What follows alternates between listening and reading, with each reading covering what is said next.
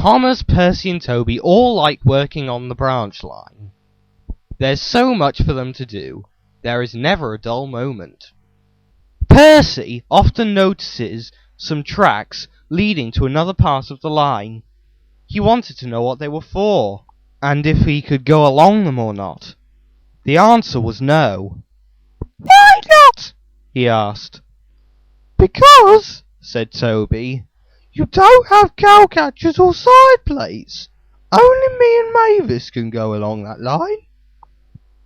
Percy was cross. He thought of all sorts of ways to get there. One day, he tried to aim for Ffarquhar Sheds, but actually go along that route. But the driver checked him. "No, you don't," he said. "Oh dear," said Percy. "I'll never get there." One day, he asked the trucks to bump him. "We'll give you a bump when we get to the sheds," he said. But the driver heard him. "No, you don't," he said. "Stupid drivers," he said. "Whoever invented them was stupid." "Do you really want to get into trouble with the police?" said Thomas. The reason why that Toby had actually come to the railway was because Thomas had gotten in trouble with the police, because he didn't have cowcatchers or sideplates, and he needed them for safety reasons. "I don't care if I get in trouble with the police! I get in trouble with the Fat Controller all the time!" "But getting in trouble with the police is different." Percy thought about this. "What happens?" he asked. "The policemen give you a ticket," said Thomas. "They write regular lawbreaker in their book." "Is that all?" said Percy. "Oh no!" said Thomas. "They get really moody and argue with you, and they can handcuff you, and they can send you to prison." "This may sound strange, Thomas, but how do you handcuff an engine?" "You can... Thomas went away. Percy had an exhausting day.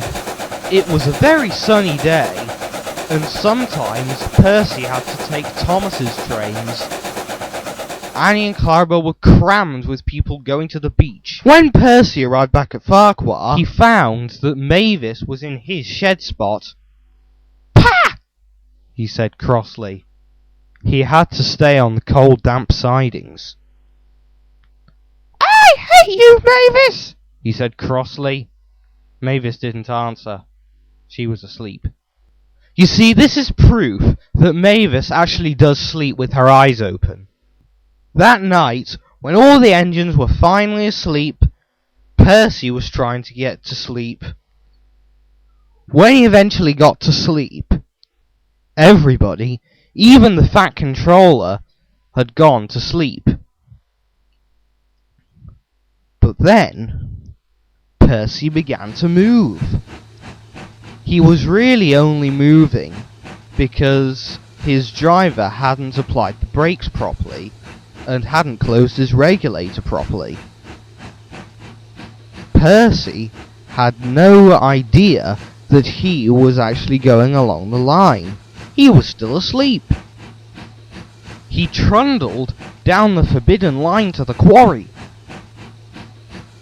He was going down the line slowly but surely.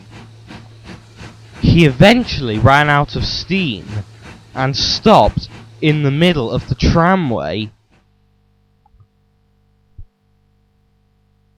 Next morning, Percy opened his eyes. "Oh, I had a wonderful dream," he said. "I dreamed Huh?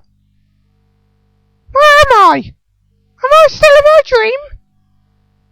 "No, you're not in a dream," said a voice. It was a policeman. Where am I?" "Don't be funny," said the policeman. "But I've only just woke up. Where am I?" "You're at the forbidden tramway." "I've found it at last. Wait till I tell Thomas and Toby." "You won't be going anywhere near Thomas and Toby, sunshine," said the policeman. "You're gonna do time." "What?" Percy looked down at his buffers. He had been buffer cuffed. "Oh no!" said Percy. "I'll never live this down." Percy stayed in the shed until he was wanted. Thomas and Toby frequently came along and laughed. They made jokes that Percy had found out how to handcuff an engine. Percy found this most annoying. When he got out of the shed at last, he decided that it was wise never to go back to the quarry again.